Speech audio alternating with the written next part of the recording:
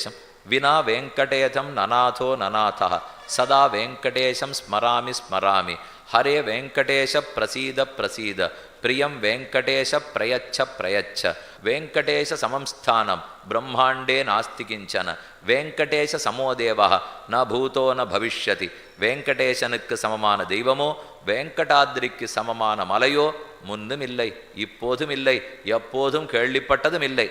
திருவேங்கடமுடையானுடைய ஆஸ்தானம் திருமலை திருப்பதி 106வது திவ்யதேசம். திருவேங்கடமுடையான் எழுந்துள்ளிருக்கிறார். உலகமுண்ட பெருவாயா உலப்பில் கீர்த்தி அம்மானே நிலவும் சுடர் சூழ் ஒளிமூர்த்தி நடியாயடியேன் ஆறுயிரே திரத முலகுக்காய் நின்ன திருவேங்கடத் தெம்பெருமானே குலசொலடியேன் உன பாதம் கூடுமாறு கூறாயே. நம்மாழ்வார் நீண்ட சரணாகதி அனுஷ்டித்த ஊர், கைங்கரியத்தை பிரார்த்தித்த ஊர், தொண்டரடிப்புடியாழ்வார் தவிர 9 ஆழ்வார்களாலே பல்லாண்டு பாடப்பட்ட க்ஷேத்திரம்.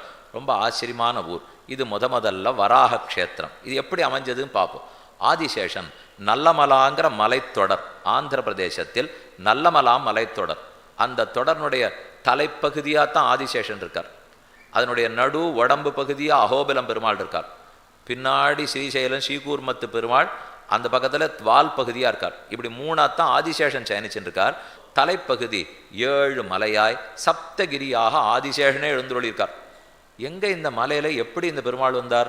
முதல் யுகம் கிருத்தயுகத்தில் பேர் உண்டு விருஷபாத்ரின்னு, அடுத்த யுகத்தில் அஞ்சனாத்ரின்னு பேர், 3ஆவது யுகத்திலே சேஷாத்ரின்னு பேர், 4ஆவது யுகத்தில்